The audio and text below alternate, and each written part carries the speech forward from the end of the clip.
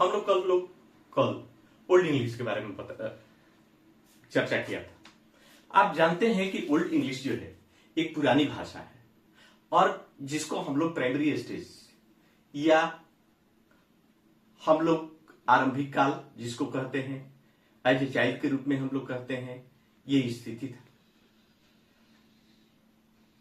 मैंने एक कहानी के माध्यम से भी प्रूव कर दिया था कि उसकी व्यवस्था क्या थी। धीरे धीरे हम प्राइमरी स्टेज से जो है हम अब मिडिल की ओर जा रहे हैं। जिस प्रकार से एक बच्चा प्राइमरी स्कूल के बाद और मिडिल स्कूल में प्रवेश करता है तो उसकी सारी स्थिति में परिवर्तन हो जाता है। उसके रहन सहन, उसके चलने बोलने, खाने पीने, व्यवहार यानी सारी चीजों में परिवर्तन हो जाता है। ठीक उसी प्रकार से हमारा मिडिल इंग्लिश जो है, जब ओल्ड इंग्लिश से जब मिडिल इंग्लिश में प्रवेश किया तो उसमें सारा चीजों का हम लोग परिवर्तन हो गया। हम इसकी चर्चा बाद में करेंगे कि मिडिल इंग्लिश और ओल्ड इंग्लिश में कौन कौन सा परिवर्तन हुआ था, इसके बारे में हम चर्चा करेंगे।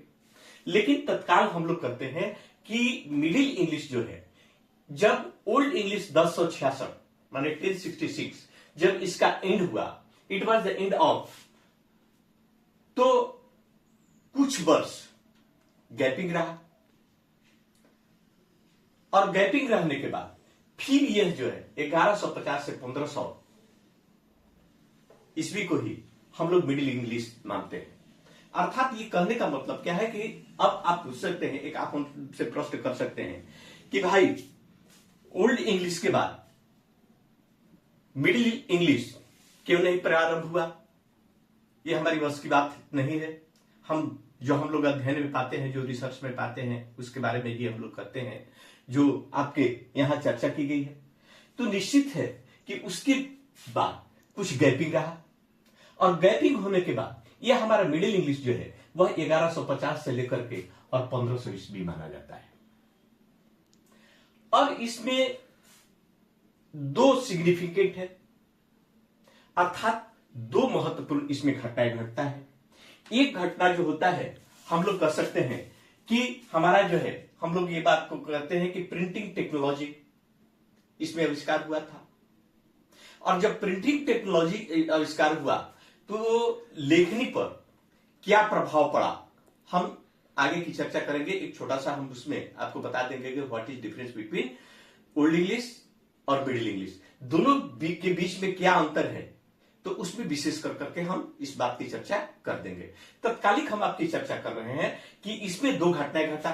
पहला घटना जो था वह प्रिंटिंग टेक्नोलॉजी का आविष्कार हुआ और इसके करने वाले जो थे ये विलियम कैस्टोन, एक रहने वाले कहा के थे भाई वेस्ट मिनिस्टर अबे के रहने वाले थे, जो वर्तमान में ये इंग्लैंड में है। और 1476 ईस्वी में इन्होंने प्रिंटिंग टेक्नोलॉजी का इन्होंने आविष्कार किया था, सेटअप किया था, स्थापित किया था।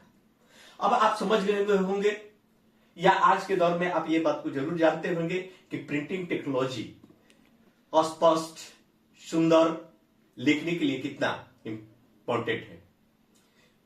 Printing technology is important to write clear right, इसलिए ये बहुत महत्वपूर्ण है। दूसरा इसमें एक घटना घटा, great vowel shift. Great vowel shift जो हम लोग एक बात की चर्चा आप लोगों से कर दिया था कि छोटे बच्चे थे, वह तोतला बोलते थे और एक बार की बात है कि वह घर से वाद विवाद अपने पिता से राय लेकर के और बाजार की ओर जाते हैं और जाने के बाद क्या करता है, एक दुकान के पास वह चला जाता है और जाकर के और वह दुकानदार, जो महिला दुकानदार थी जो बेच रही थी, उससे सारे सामान का दाम पूछ लेता है और पूछने के बाद वह अंत में कहता है कि मुझे ताते दो, क्योंकि वह तोतली बोलने वाला था, वह स्पष्ट बोल नहीं रहा था, उसकी भाषा ठीक नहीं थी और जिसके चलते लोग अर्थ का अनर्थ लगा लेते थे। इसलिए उसने ये बात को कहा, वह बेचने वाली से इस बात को कहा कि मुझे ताते दो।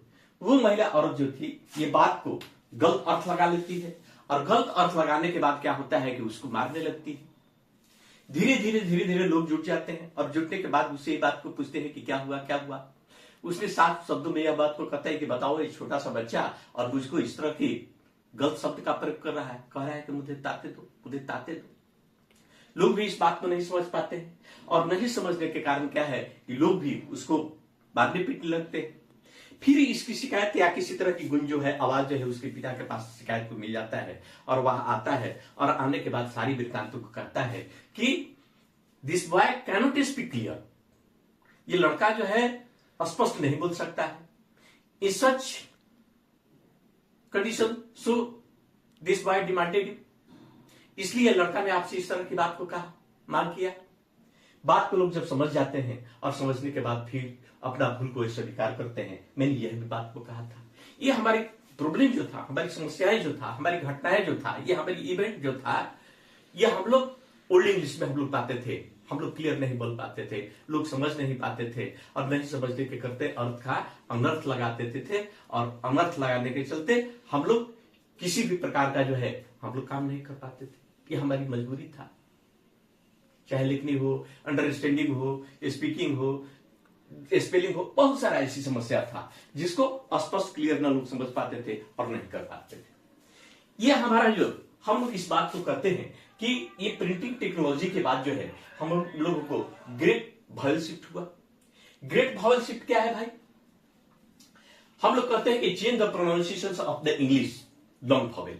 जो हम लोग के प्रोनाउंसिएशन जो हम लोग करते हैं, हम उच्चारण करते हैं और जब तक ले आपका क्लियर उच्चारण नहीं होगा तब तक ले आपका अर्थ लोग अनर्थ लगाएंगे। तो इसमें हमारा मिडिल इंग्लिश में ग्रेट वॉवेल शिफ्ट ये भी हुआ और change the pronunciation of the English long vowel और लॉन्ग वॉवेल जो हम लोग उच्चारण करते थे, इसमें हम लोग बहुत बड़ा परिवर्तन हुआ। ये परिवर्तन का आरंभ हम लोग कब मानते हैं? Change a began in AD 1400 up to in the middle, अर्थात 1400 से आरंभ होकर के और मिडिल का अंत जब तक हो जाता है तब तक इसका प्रभाव रहा। ये क्या लाया इसमें भाई? फोनोलॉजिकल चेंजेस, अर्थात ध्वनि, जो हम लोग ध्वनि करते हैं, जो हम लोग आवाज निकालते हैं, जो हम लोग बात करते हैं, तो जब तक हमारी भाषा अगर स्पष्ट नहीं है, सुंदर नहीं है, साफ नहीं है, तो निश्चित है कि हमारी भाषा जो है अर्थ का अनर्थ में लोग बना लेंगे, लगा लेंगे और उसके अनुसार व्यवहार करेंगे। इसलिए हमारे मिडिल इंग्लिश में हम यही बात को कहेंगे कि हमारे मिडिल इंग्लिश में दोनों चीज में विशेष करके प्रभाव डाला। पहला प्रिंटिंग टेक्नोलॉजी और दूसरा हम लोग कहेंगे ग्रेट वॉवेल शिफ्ट।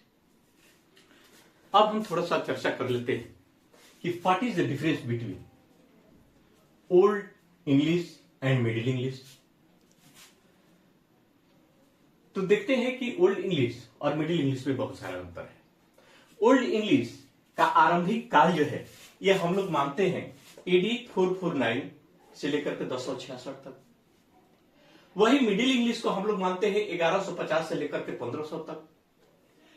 अब चलिए स्टेज की बात करते हैं। तो ये प्राइमरी स्टेज में था, फर्स्ट स्टेज इसको भी कहते हैं और एज ए चाइल्ड के रूप में था। हम मिडिल इंग्लिश की बात करते हैं तो मिडिल, और सेकेंड की बात करते हैं सेकेंडरी की बात करते हैं। तीसरा थोड़ा सा हम लोग आ जाते हैं जो ओल्ड इंग्लिश में कर्व राइटिंग था, कर्व था, राइटिंग था और इसमें स्ट्रेट राइटिंग था।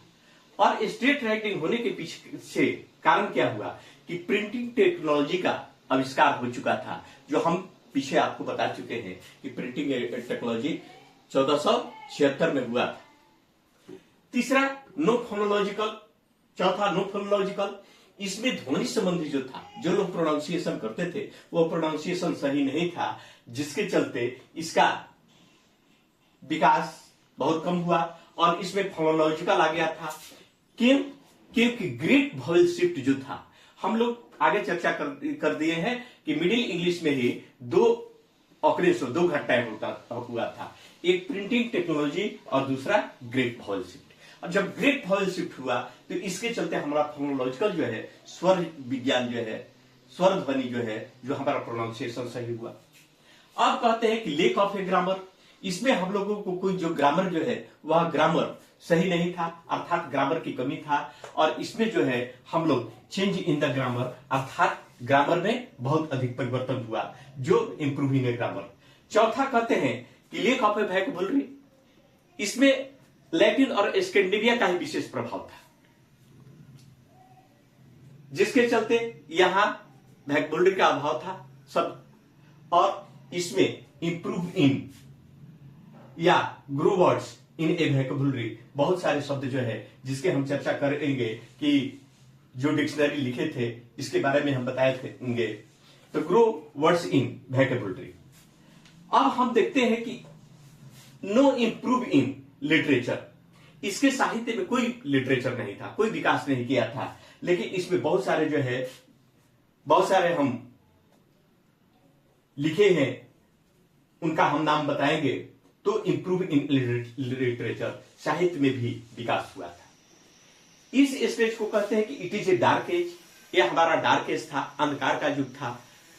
और ये कहेंगे इट इज प्रोग्रेसिंग एज, ये हमारा विकास का युग था। और बोली के ऊपर ये हम लोग चर्चा करते हैं कि देयर वेयर ये 4 डायलेक्ट, इसमें 4 ही बोलियां थी। हम बता दिए हैं आप, केंटिश है, मर्शियन है, एरियन और वेस्ट सेक्शन, ये हमारी 4 इसमें था। लेकिन इसमें जो है देयर वेयर 5 डायलॉग, इसमें 5 डायलॉग है जो हम बताएंगे कि ये डायलॉग हमारा कौन कौन है। नेक्स्ट पार्ट में इसको हम बता देंगे।